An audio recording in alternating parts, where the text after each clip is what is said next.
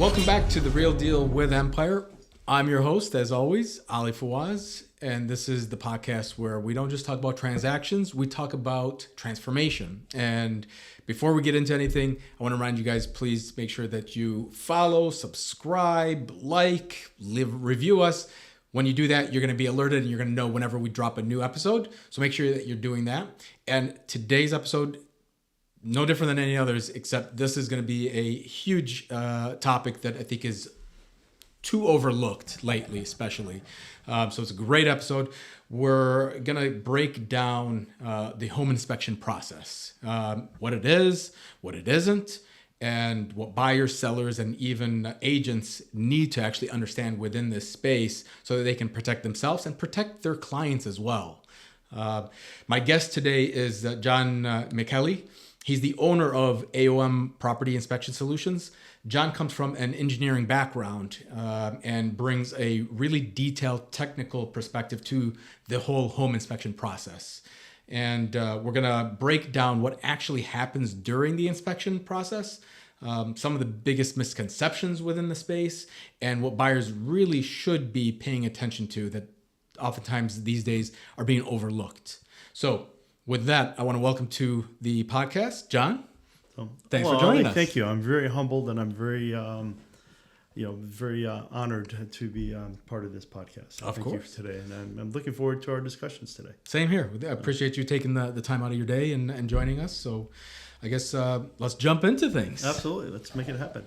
So I guess first, walk us through your background and maybe how you go from being an engineer into the home inspections. Well, my life, it kind of followed like the life of Forrest Gump.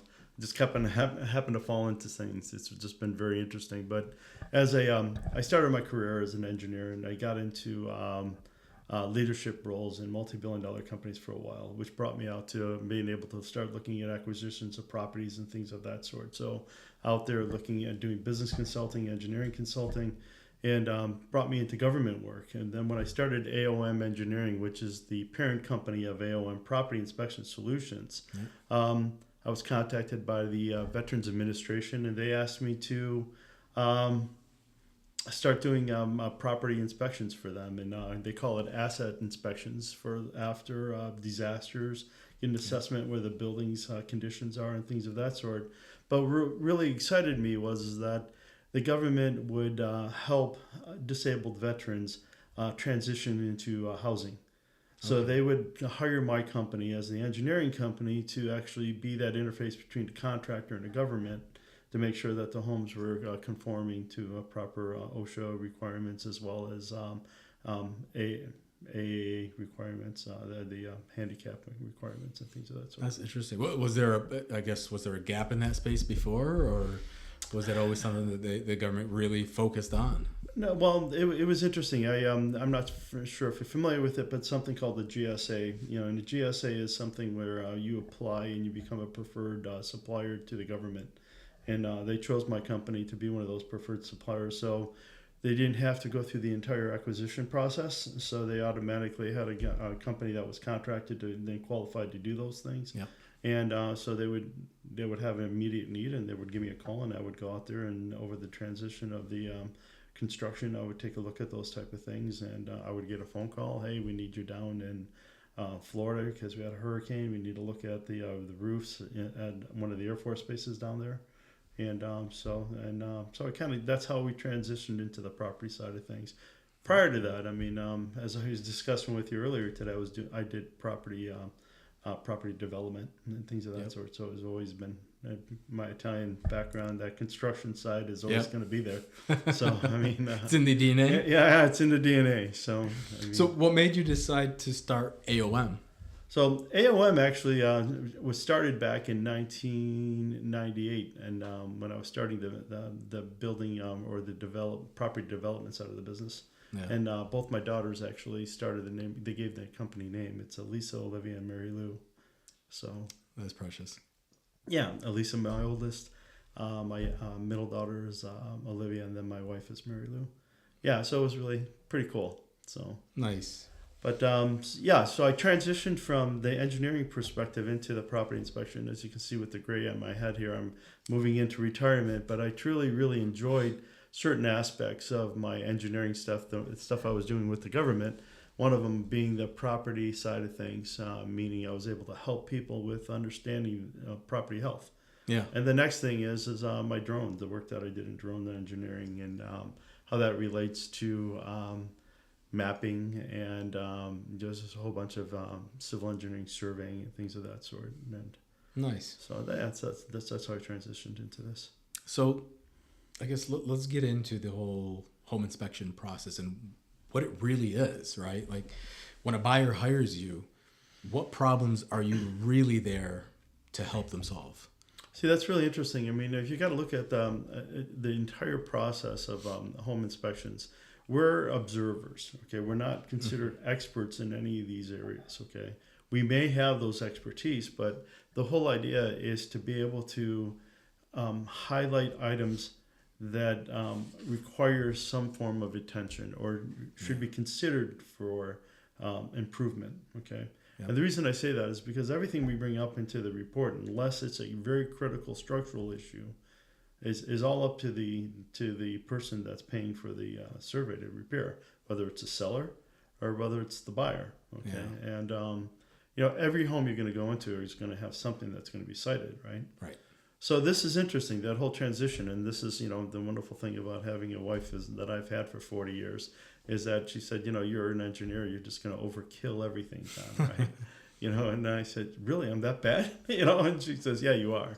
So I am actually certified through InterNACHI, which is a college program that certifies property inspectors to do property inspections, which was probably one of the best moves I've ever did because they have a code of standards, a standard operating practice, and I am obligated to follow those procedures.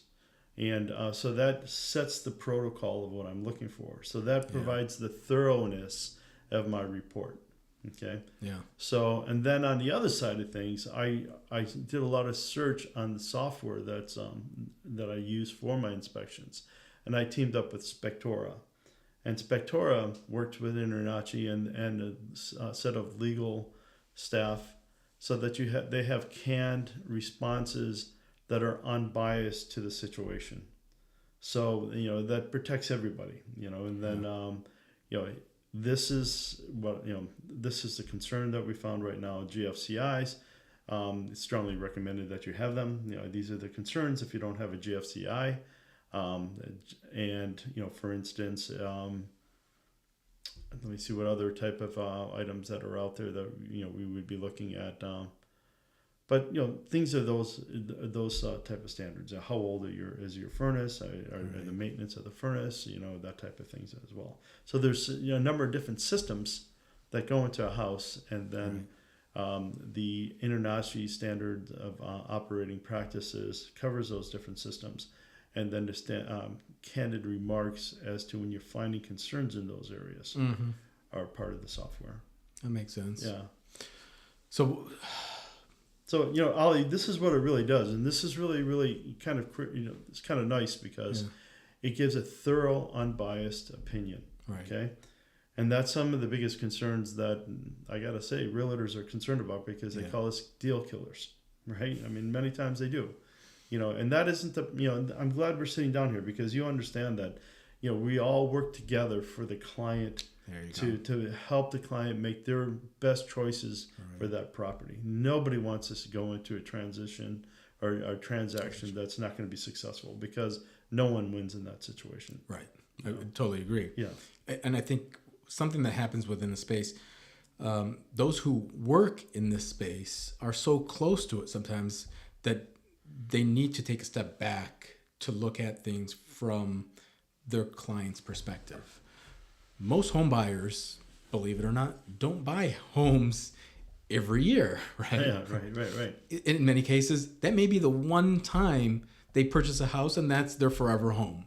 Right. Well, from that perspective, I've never had to work with a home inspector before, right? I've never had to work with a realtor before. I don't know what the steps are.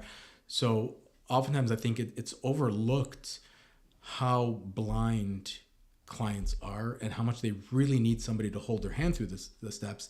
And I think that gets overlooked. And that means that client doesn't necessarily know what they're walking into, what to expect from the process, or what to expect not only from the realtor, but also from the inspector like yourself. So what should they prepare themselves mentally for when they're scheduling that home inspection? Like, what should they be thinking in their head about the home inspection process before it happens? It's interesting. Before I answer that question, that it's really amazing how simple the real estate transaction really is. But it's scary because no one's really sat down and explains it to the buyer that there's certain things that should proceed, right? I mean, it happens through dialogue, but if you just were able to put it down on a one-page piece of paper, they'll see how everything fits in with one another, right? Yep. So going into the answering the question there, the home inspector, I look at it as my responsibility to support the client in the the transaction process. Yeah. Is to be able to just help them understand, the home health, and I use that the health of the home. Okay, what are they getting into? We evaluate the roof, and then we go into the attic, and we're seeing if the roof has any concerns and things of that sort. Right? These are things that most home buyers don't understand, that they're going to have to budget for improvements later on in life. Right. We look at the HVAC system, and we look at exterior concerns like the gutters and things of that sort. I mean, one of the biggest problems that you're going to have in a home is water management. And that's your gutter system, and that's water moving away from the house, right? Yep. And we can get into that a little bit more. But so when someone hires me, I try to explain to them that, hey, I'm trying to give you a snapshot of what the house looks like today, okay? And my report will share with you things that I find according to these standards that you should be aware of, okay? Yeah. And either budget for, make changes, whatever you'd like to do, but at least you're very much aware of what you're getting into, right? Then these are things that you can discuss with your realtor if it makes sense that you should go back and renegotiate, or whatever the case might be. Right. But that stands between you and your realtor. I'm not part of the acquisition transition portion of it. I'm just not. Right. I will not have any conversations with the seller's agent, okay, or the seller. It's just not something that we do, and that's the respect we have between the two professions. So what do you think, I guess, from the perspective again of that, of the buyer, what's something that buyers think an inspector will tell them that it actually won't? Okay. No, it's an interesting question. Again, what the home inspection process is an actual visual observation of the items that we're looking for. Okay, so many buyers are looking at us as almost being a contractor, and being able to say, well, you can do this and this, and this is how you're going to fix these type of things, right? Right. And we're really not at liberty to discuss those type of things. We can discuss, what the process is, really in the state of Michigan, you have to be licensed to give anybody a quote on how to fix anything as well, and most people don't. So, I always tell them I always tell my clients that when you're buying a home, you should have about a $5,000 budget just to be able to a slush fund when you're going into it, and I would usually tell them that it falls within that $5,000 budget, or that type of thing. Yeah. And then, there's certain things that we can quote, like what the cost of when I replaced my roof. I talked to them from a personal perspective, or like when I did these things in my house, it cost me this, right? Right. So, but it gives them a comfortable idea of what's going on. But a lot of times, they're expecting to have a complete work scope of what it's going to take to fix the house and how much it's going to cost. Yeah. Right. Do you ever have any clients who maybe panic a little too much from the slightest thing because maybe they think that, they want a clean bill of health, but they don't realize, well, you're there to point out everything that you can that's visible to the eye that you can see. So, for instance, maybe 9 times out of 10, we'll be doing a home inspection, and what we pointed out will be the downspouts that should be pointed away from the house. And that's a very common thing, right? But that's a huge problem. It really is. It is. I mean, it's a difference of ruining your foundation and getting water in your basement. And water management is one of the biggest critical items in maintaining your home. I'm sorry for interrupting. No, you're good. So it's that prevalent, but at the same time, that's a pretty simple fix. Yeah, it's a very simple fix. But somebody who's maybe a novice at this might think, oh my God, what's it going to take to do this? And do you encounter those kind of scenarios where you kind of have to talk them off the ledge and explain to them that, well, yeah, it's a big deal, but it's a simple solution to it? I was looking at a prominent neighborhood in Wayne County on the east side, okay, and I was looking at a beautiful house, and the house was just absolutely gorgeous. It had an older kitchen that was redone, probably in the 70s. And it was really interesting. The kitchen had no electrical outlets or receptacles in the entire kitchen. It was, and so the buyer automatically goes, "Oh my God, I can't buy this home!" Right? We literally had extension cords running from the basement up to plug in your refrigerator and everything that was on there, right? Crazy. And I'm sure that they had moved the kitchen from one part of the house to the other part of the house. But they were just ready to walk away from this house. And I said, look, this house has so many wonderful qualities to it. I mean, I said, I'll give you an example. I totally redid the electrical in my home, okay, when I did my remodel back in the 2019, 2020 area. And, I spent under $6,500 for everything. Okay, so this is a fraction of what's going on here, right? So the process in doing so, what I can share with you is you're going to have to run a line for your refrigerator. You're going to have to run a line for your microwave. You're going to have to run a line for your garbage disposal because those are requirements. So you're going to run, and you're going to probably run 2 more lines for your other electrical issues. One probably for your lighting and one for your electrical, and so you're going to be running 5 lines. Okay, I mean, and it's a first floor item, so it's. And I asked him, "Are you planning on redoing the kitchen?" He goes, "Well, we're going to tear this kitchen out anyway." And I said, "So it's just you would be changing, you would be doing this work anyway, right?" Yeah. So the result of that is that they looked at it from a very logical perspective. Yeah. And and they ended up, I believe they bought the house because I don't find out afterwards. After I finished off my report, I don't know if they move forward or not. So you don't often get closure. I don't. I have no closure at all. So I did a house in Detroit, and it was a young school teacher, and just really proud of her. She was just so proud to be the first homeowner in her family. Yeah. And I mean that's what drives me with this job, right? And so there were some small concerns that we looked at and things of that sort, and I told her, I said, look, you have to have that $5,000 deal. I mean, it's just. Please, look at that way, and you may or may not spend it, but you have to have it, right? So again, explain to her all the positive things that I liked about this house, and I very fortunately do a lot of bank draw inspections.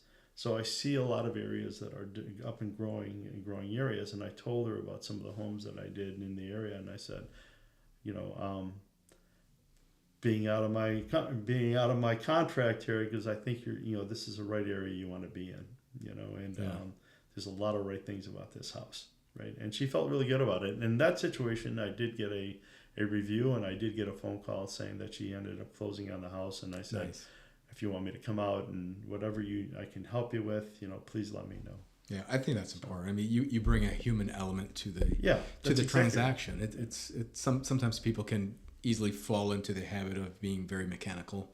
Yeah. So when you're able to humanize the process and relate it back to your own experiences for them, I guess it makes it more relatable for the client.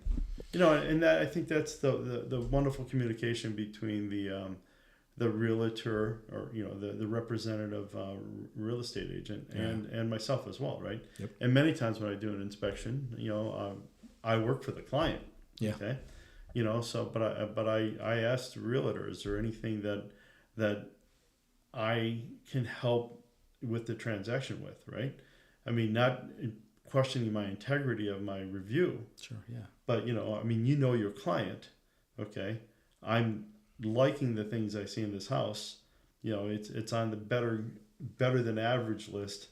I mean, is there something that would make them feel more comfortable? Something that they've talked to you about Mm-hmm. that I'm not seeing, right? Right. And I think that makes for a really good relationship on everybody's side. I think everybody's absolutely. side, Yeah, I totally agree. So, what about when you arrive at a property, right? How do you approach the inspection from the start to the finish? Well, it's really interesting. It's one of the biggest concerns that you have as a home inspector is actually dog bites. Oh yeah, it's huge. So I mean, so you literally look around to see if there's any animals walking around. I mean, I was trapped in a house for 45 minutes because there's a pit bull outside of the house at one time. So anyways, but you're assessing the entire neighborhood first, okay? Because you're looking at how people are keeping up their homes and things of that sort. You just look for signs of seeing if there was any previous water concerns and things of that sort. Recently did a house in Garden City, and the entire street had been redone. Mm-hmm. And the buyer had asked me, he says, look, I'm looking at wanting to redo my basement. What are your feelings on that, right? And I said, I'm going to give you two stories. Okay, the first story is when I first bought my house, and it was the realtor at the time and the home inspector who told me, he said, look, I mean, if you can afford a $1,500 replacement of carpeting and some simple drywall type of work, I mean, if it happens every 5 years, if you're willing to spend $1,500 on it, then put the carpeting down. But it's not going to happen all that often, right? And if it is, then that's something you need to find out. You can contact the city to find out if they're having those problems, right? Yep. And then the next thing is that you have brand new streets outside. So usually when they did the streets, they've done the water lines and the sewer lines, right? So call the city, find out what they've done, and if they've done those items, you're going to be in a really good situation. If you can answer yes to your own question, and if the city tells you yes on the other thing, you're going to be fine, right? So when I first approach a house, the first thing I'm required to do is take a picture of the home, okay? Because that captures the condition of the home and the weather conditions and things of that sort the day that I'm out there. Then I just walk through the house. After a while, you become very familiar with things that you're looking for. You're looking for exterior type of items, any items with concerns of broken screens, detached gutters, roof condition, any type of siding that might be missing trim. You're looking at water management. You're looking at sloping towards the house or sloping away from the house and things of that sort. Right. So once you get that assessment, then you start going into the review itself with the inspection survey. Nice. So how does your engineering background influence the way you approach a inspection? I'm sure it's. You want my answer? The way I think of it, or my wife's answer? My wife thinks I'm just really too technical, and but the thing is that that's where the report really, really helps me, you know. And I mean, I think the fact that the technical side of things actually does help, I mean, and again, I relate it back to myself. My house isn't perfect. I mean, if I were to sell my house today, if I were to sell my house today, I would have to do some certain things that I would have to definitely take care of, right? Right. So, and I explain that to the client and stuff like that as well. I mean, anything over 1/4 of an inch on your driveway, and differences between your cement is considered a trip hazard. Well, I have trip hazards in my, in my driveway. My house was built in 1941, and so I mean, those are things that are.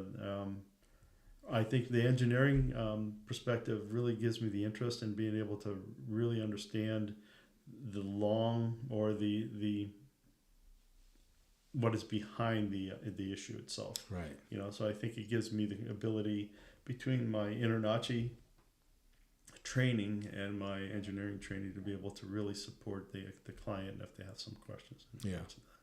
So I guess how do you let's say you find something. Mm-hmm. How do you determine whether it's something that you would consider minor or major? Is there something that you use that governs that? And then how do you explain that to your clients? Well, it's really interesting. I mean, there's a number of different ways. It depends upon the severity of what you're finding. I was in a situation where I was at a downriver community, and I was inspecting the attic, and I literally saw a broken truss. So I mean, somehow that truss structure was damaged. Okay, and it was reflecting. You seeing certain cracks whenever you start seeing cracks in the corners of your the room or things of that sort. It reflects to something of the house possibly moving as it continued to move and things of that sort, right? Yep. So, I did see that, and I brought that up to the client, and I said, "Look, this is something that's going to need to be addressed, and I have to report this because it's a structural item. So I have a standard report that I have. It's a legal document that I tell my clients that you're going to get this report." And it's going to show you my findings, and this is something you can hand to the city, so that the city has to then help you identify, because this is something you may not have a certificate of occupancy because of this issue, right? Right. And it's also a formal notification to the realtors, right? So I mean, realtors that should at that point it's up to the realtor, but they have an obligation at that point to present that as part of the listing. That once that is found, Right. Okay. Yep. So with that situation, though, I mean, so again, I told them, I said, this is a bit off record and stuff like that, but this is the cure for this. You're going to have to hire a structural engineer. That's going to cost you $1,500. Okay. The repair on something like that will probably be under $5,000. So it'll fall into your $5,000. Do you like the home? Do you like where you're at? Do you like that? He goes, we like. And I goes, what are the items you like about the house? And that falls within your $5,000 budget. Okay. I mean, if that works for you, then great. Okay. Then a lot of times there's a lot of things that people just don't know. They don't know what a GFCI is. Yeah. GFCI is an item that it's a ground fault protection system in your plugs, and it's a safety item. So if you're in a bathroom and you're sitting in a pool of water, and you won't get shocked because it'll shut down the circuit right there at the point of entry, right? So just explaining those items to them makes it, and that's what it is. It's education. Really is. And for those of you who don't know what that is, that's the plugs when you're in the kitchen or in the bathroom that have the little button in there where you press the button, it turns green. That's a GFCI. Thank you. Again, sometimes we're too close to the situation, and there are people who, oh, I didn't know that's what they call those. Oh, yeah, exactly. It really is. So I guess I think this is a good segue into scope and limitations. Okay, perfect. So where do you draw the line between what you evaluate and then when a specialist is actually needed? Well, again, what we do is we identify items that, according to the INTRNACHI scope of practices, right? And so it's a standard things that we're looking at. We're looking at cracks in your concrete. We're looking at foundation type of cracks. We're looking at are windows opening and windows closing. Are we looking at your electrical? Is it properly wired and things of that sort? So once you have those items and stuff like that, I'm not an electrician, right. So I'm seeing previous water intrusion in an attic. Okay, I'm not sure if it's real or not. Sometimes I really enjoy it if it's after a few days of rain, because you can see if it's active or not. Mm-hmm. So when you're seeing that, Ollie, you then have to refer it to a roofer. So I'll give you a really good example. I was doing a home inspection, and it had a new roof, but it didn't have a roof replacement. Yep. So it was, and there's a difference between the two. Okay, so they just had, and when I looked at it, they actually had holes through the boards. Okay, where the roofer's foot would go through. Okay. Right. Yeah. So the seller of the home, and it was a flip. Okay. Yep. He says, no, you can talk to my roofer. I'll have my roofer come out here. And the roofer goes, oh, no, the roof is fine. The home inspector doesn't know what he's talking about, right? So, I mean, my client called me back and he said, well, I think I wasted my time, because I contacted this roofer and he said it was fine. I said, you can do whatever you want, but I would strongly recommend you bring someone else out. and again, this person didn't want to spend any more money, so they didn't want to have a someone that's an expert in that area coming out. So they had the person who did the job come out, and you literally can put your hand through the hole in the hole in the roof, Yep. through the shingle. And that's like the essentially what we're saying Yeah. is the plywood has a hole in it. You're exactly right. The decking Yeah. the decking had a hole in it, and you can see the shingle, and but it was a flip, and you have to be very careful with flips. A lot of times flips will take me. It can take me a couple hours more because the work is just so shoddy. Yeah. Yeah. It's unfortunate, but it's a real thing. Yeah, it's very real. Yeah. It's very real. How should a buyer think about things like sewer lines or hidden systems? So that's interesting. You brought that up. That goes back to the other question, right? I mean, I get a lot of flack for this in the professional, in the home inspection profession. I do not believe that home inspectors, not commercial inspections, but home inspectors should do sewer scopes. Okay, I mean, we do non-invasive inspections. When they teach you to do home sewer inspections, because I do sewer inspections for commercial properties. I prefer not to, but I do. And but you're going to have to buy a 3-foot crowbar, and you're going to have to try to open up your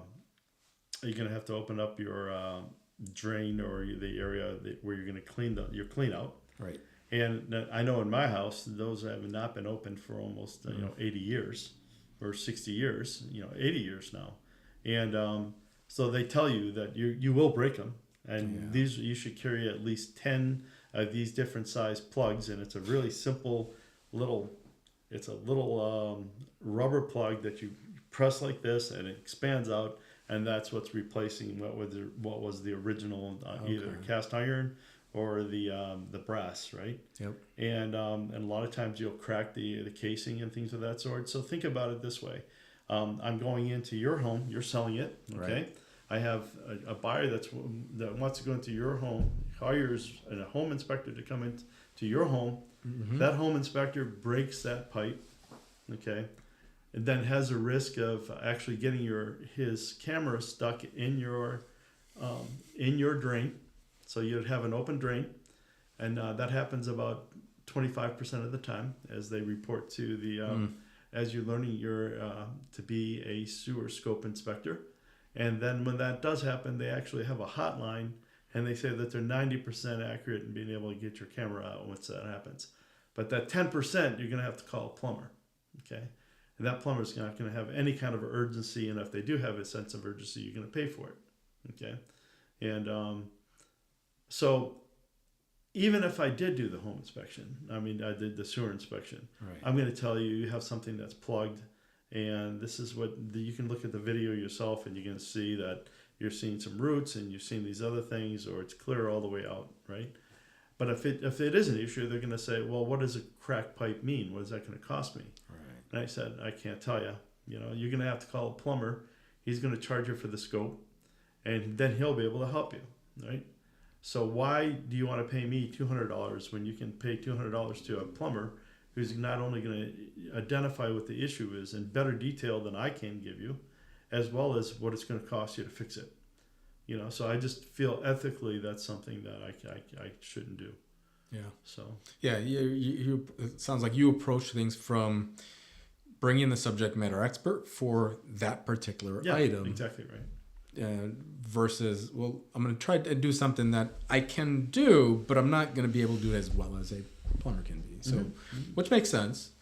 How do you think buyers or how should buyers think about things? Well, actually, we just answered that one.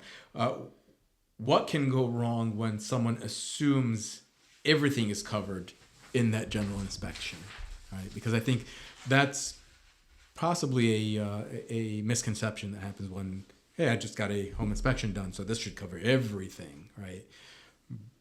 What can go wrong when somebody goes into things with that mentality? Going on early on when I started this, I never had those kind of issues, but speaking with people that have done these through InterNACHI, and they always have when you're finishing off your inspection, you go through step by step of the things that you've looked at, and you mention to them what you covered and what you couldn't cover. Gotcha. Okay?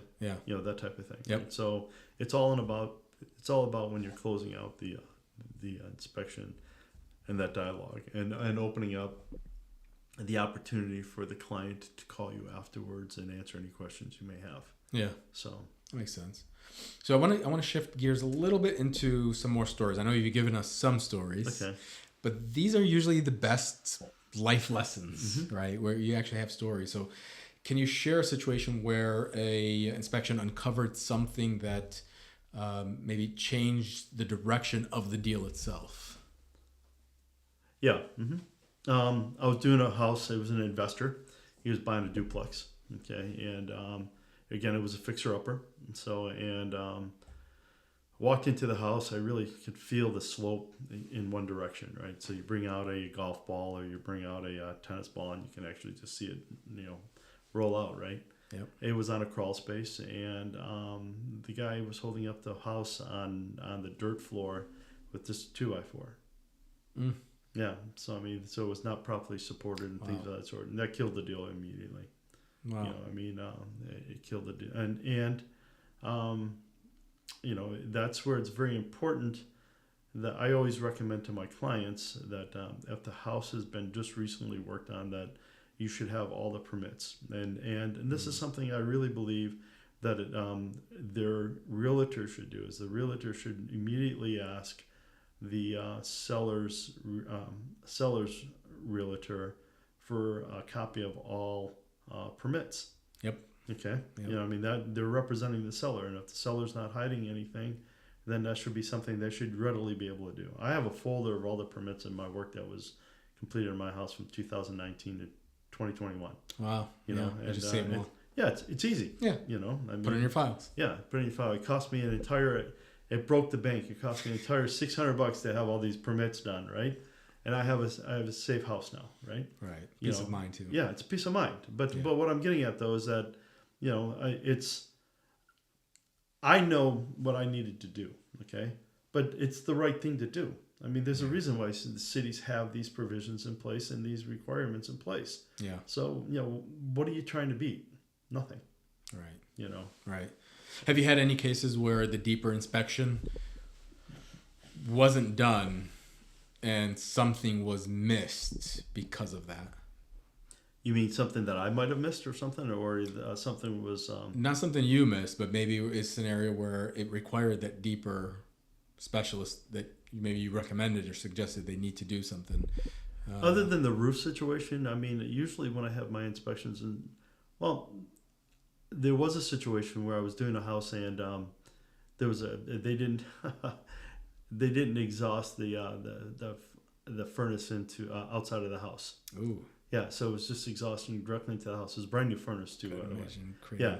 Well, anyways, as soon as we saw that, I ended the inspection right away because we're in this house and it was wintertime. Yeah. It's very dangerous, right? But with regards to that was an area where I guess that killed the deal right away. I didn't have to. I told them outside. I said, look, I'm not sure if it was a flip, so.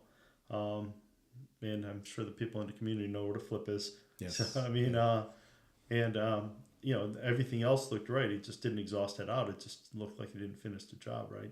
So, if that answers your question, I guess that's, kind of what we're looking at. Because I don't typically get a phone call from anybody letting me know that if there was any concerns of the people that I recommend, other than I had that one client tell me about the roof. Right. I just don't.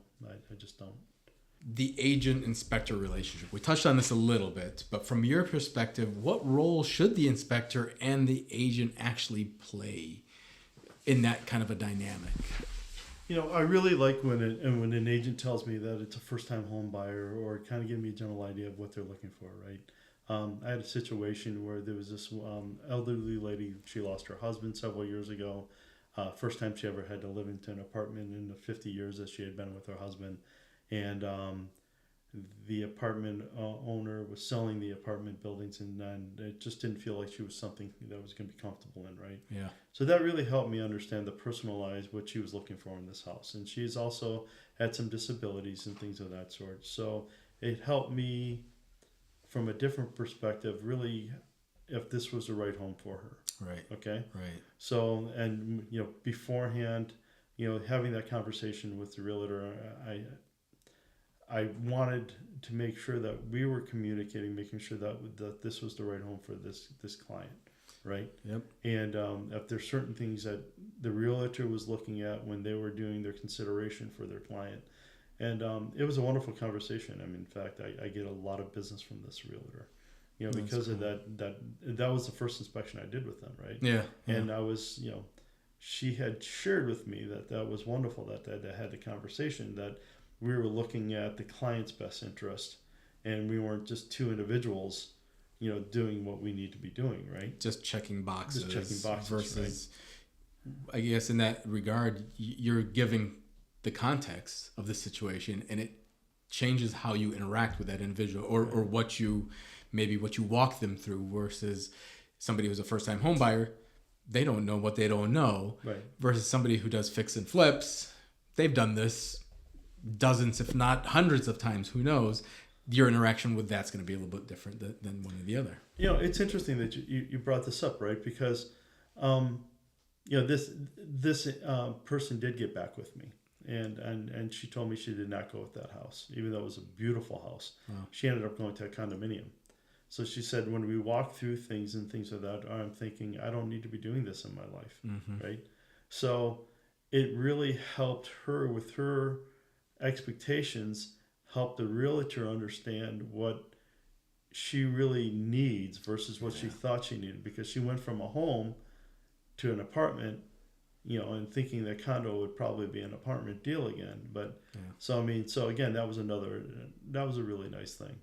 That's something I shared with my wife. It pat myself on the back and made me feel good. That is nice. Yeah, that is. It goes back to I do this because problems. I want to help people.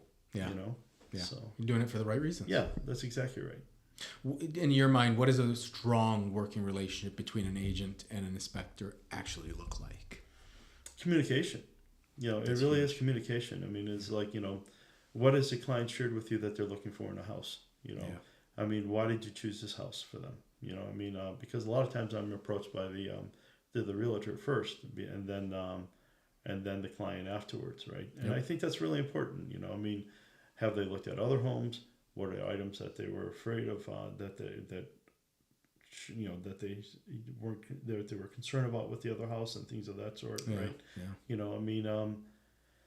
The big thing is for my job is that you go into a house that's totally been redone and it's very, very exciting. Then you look at a home that has a lot of good bones and just a little bit of sweat equity is a much better opportunity for them, right? And a lot of times my inspections will share. I did this one house in Oakland County, in a better neighborhood, and it was a flip, and the guy put in he literally just screwed vents for heating and cooling the registers, just the covers of the registers on walls. There were nothing behind those registers. Oh. So and there was no heating and cooling vents that was leaving the furnace, and they never saw that. My so goodness. They looked through the whole thing in the whole house, and they saw this brand new furnace. Thinking, oh, it's a brand new furnace. Well, it wasn't connected to anything, and that's a problem that when you don't have permits, right? That comes down to something that if you had a proper permit, that would have been caught immediately, right? I'm sure. So if they didn't have this home inspector and I pointed that out and they didn't see it. Yeah. They would have walked in there and they would have had no heat. Wow. Or air conditioning. So it happens. It happens. Shouldn't. It shouldn't, but it does. So what about what goes through your mind when you hear a buyer who's going to waive their inspection? Well, it's sad. Again, it's part of the entire process. So if you're able to lay it out, saying that this is something that you should be exploring, it is something that they have every right to. Yep. They have every right to, and but I know again, this is the fatherly side of me. I mean, like when I do first time home buyers and young couples and stuff like that, I think of my children, right? Yeah. So, and my daughter and my son-in-law almost foregone a home inspection. This is before I was doing home inspection. I said, "What are you, crazy?" I go, "There's absolutely no way, right?" Then I literally called somebody that I know, Yeah. and I said, "Look, just go out there and just send me the bill, right?" And, Right. you know, and I says, "Why'd you do that?" You know, he says, "Well, because the house is all brand new and it looked great and everything else like that." Well, it had foundation issues. It had some serious foundation issues. Yeah. They didn't see it, but the actual fireplace was moving away from the house. Oh wow. Yeah. They ended up buying the house.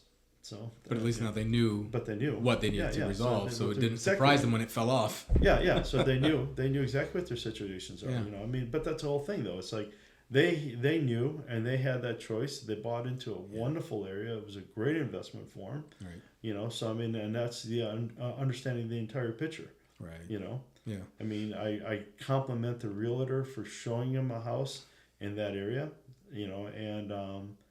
And I compliment who they hired as the home inspector to point these things out, and it gave them the ability to be able to really make that decision. And in the long run, it worked out great for them. Right. And I think that's where that relationship happens between the realtor and the inspector. This leads me to my next question. I think there's a big, or not big, but a critical component in the inspection process.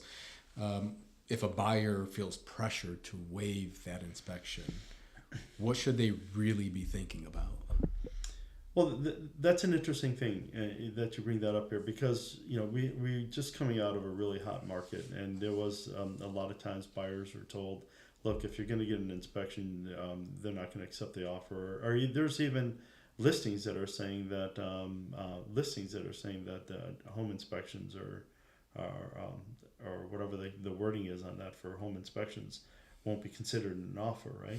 But that shouldn't deter anybody from at least getting a home inspection. Right.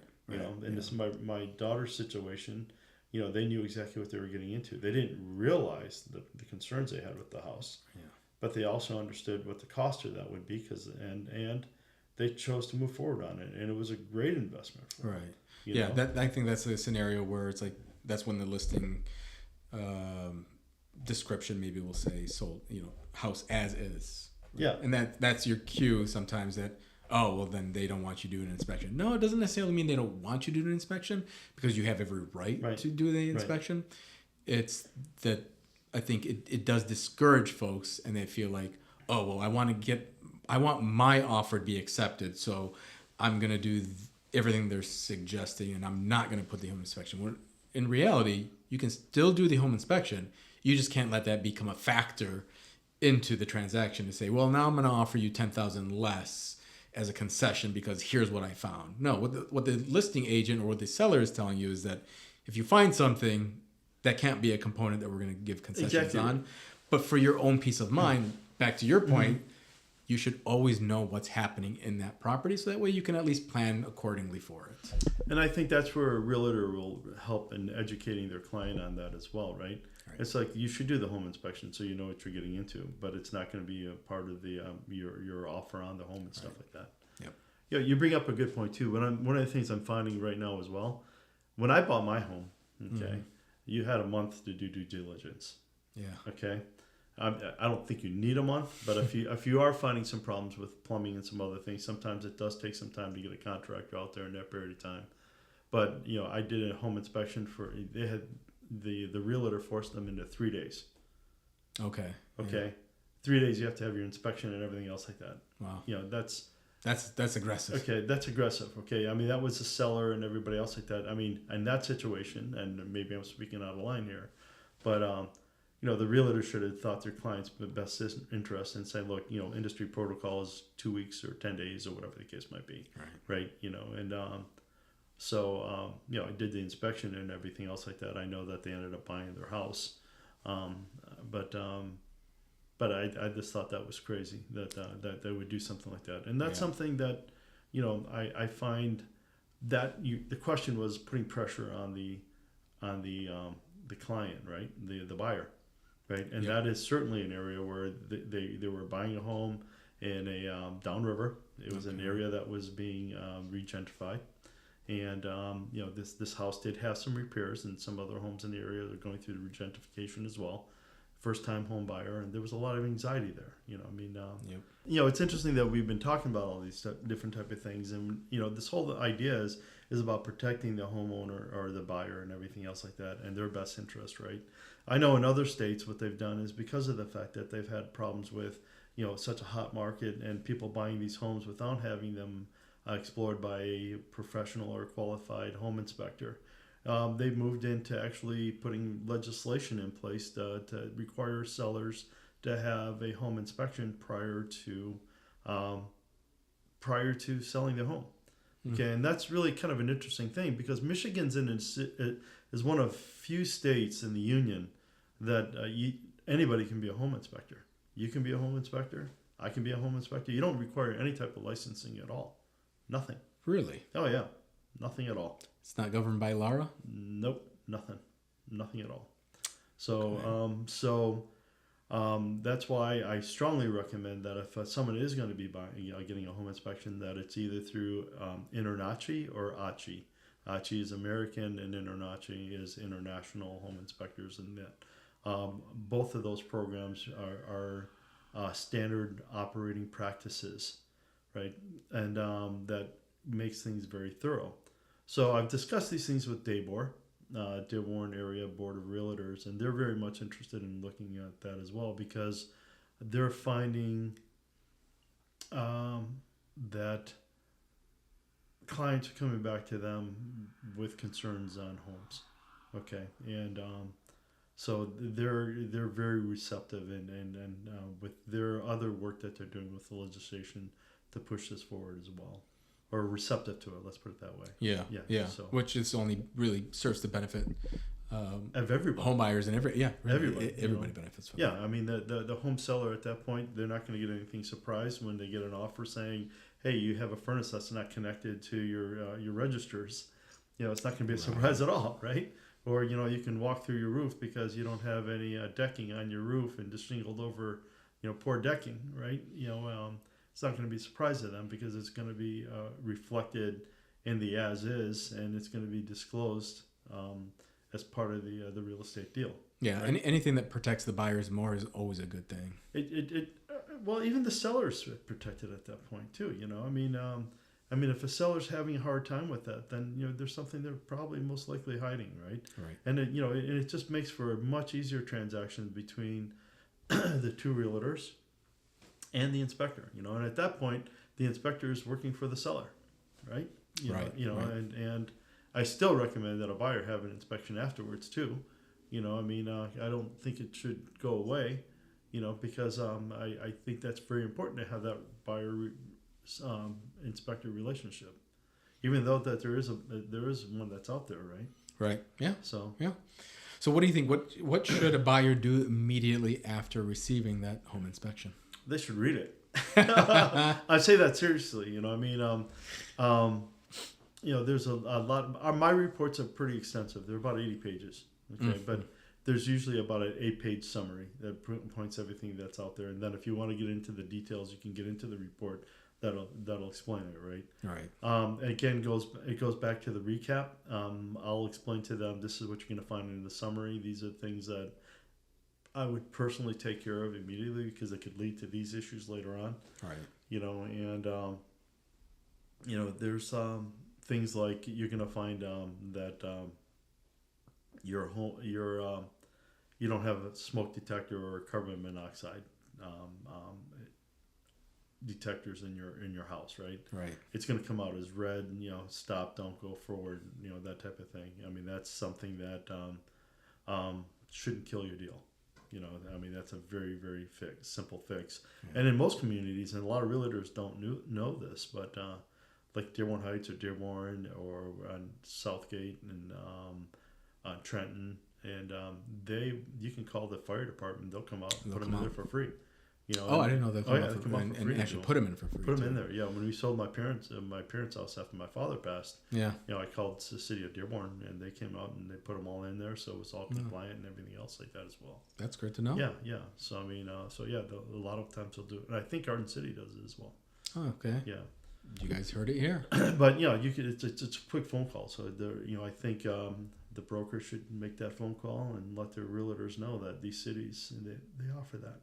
That is good. Even if you're buying a house, Right. I would take advantage of it. Take Why advantage not? of it. Yeah. Right. You know. Yeah.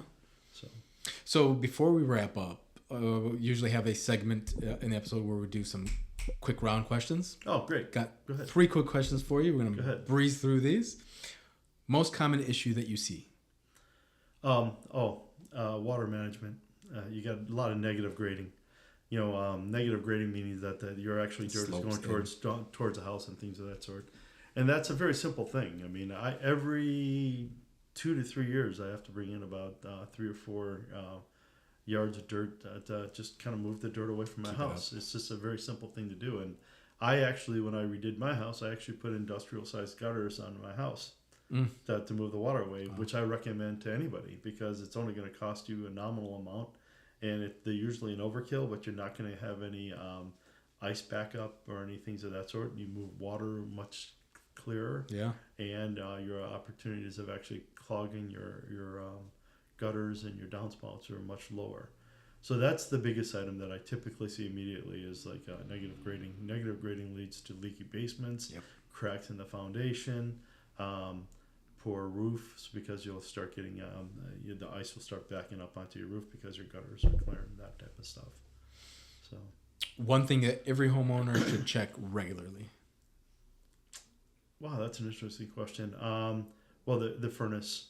Okay, they should be taking a look at their filters. They should be looking at their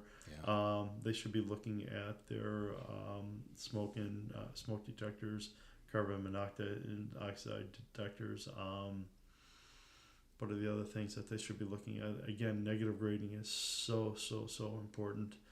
Their downspouts, and they're not a lot of items. You know, I mean, it's just good maintenance things. You know, which I explained to you before this that I put an article together that I send out to realtors that educate the realtors as well as our common clients on just home health. And the recent one was, as we're moving into the water season, is that how do you handle that and what are things you need to do? And it usually comes with a checklist, right? Nice. Yeah. You know? Yeah. I think these are things that, that's a good too point. easy to overlook. Yeah. But it's another thing too. I always tell my clients, if I miss something that you want to know how to take care of things later on, I mean, you can always call me. Yeah. But I mean, there's so much information on the internet. Just call into Siri and they're going to give you a checklist of something you should check, what your annual checklist are. Makes sense. Last question. One piece of advice for buyers. Get a home inspection. There we go. Yeah, get a home inspection. And I don't say that because I'm a home inspector. I do other no things. bias. Yeah. There's no bias there. It's a very transparent part of the transaction. Yeah. And there's that everybody. It's just that simple peace of mind that you're looking for afterwards. Yeah. I mean, we're not here to kill a deal or anything like that. We're here to provide the client with the most amount of information that they can have to move forward and feel comfortable with their transaction. My daughter and my son-in-law was a great situation. Yeah, that house had some concerns and they took care of it. Yeah. At the end of the day, we're building relationships with our That's clients, exactly right. and we're taking care of their family. And this is it's family. an emotional. You say it. Purchase. You say it. It's all family. about the family. Yeah. It's all about that, right? Yeah. So important. That's interesting. Like like a realtor will come and goes, well, the parents are going to come and everything else like that. And I said, that's great. I welcome that. Yeah. So all I ask is that before they come out here, is that the way I like doing my inspections is like doing the outside first, and then I go over it with everybody, and then I go on the inside. But if they're going to be behind me, that I'm going to miss something. Mm-hmm. I'm not going to be able to give you the level of quality that I'd like to give because when you do a routine, you start looking at things and you're going to miss something. Yeah. And I know I will. So, I mean, if you could just help prepare them that I will answer every question that they have, but it's got to have to be at certain times and stuff like that. And it's all about the family. I want them feeling comfortable with everything. Yeah. Right? Yeah, totally agree. John, Thank you. This has been so informative. I it's been appreciate great. your time. Really This has thank actually been a really great conversation. And really, if you're going to buy a home, if you're buying a home, don't just treat it like another checkbox, right? The inspection isn't just another step. It's one that's one of the most important opportunities that you'll have to really understand what's happening with that piece of property that you're about to get into. And so make sure that you follow the episode. We want you to be alerted whenever a new episode drops, so that way we can continue having great guests like John here and educating whether you're a realtor, an investor, or somebody who's buying your first home. We want to make sure that you're abreast of everything that's happening within the space. Again, if you like this episode, please make sure you follow us, like us, review us, and you'll continue getting alerted as we drop new episodes. So thank you guys again. Until next time, have a good one. Thank you, Ollie. Thank you. Thank you. Appreciate you. Appreciate it.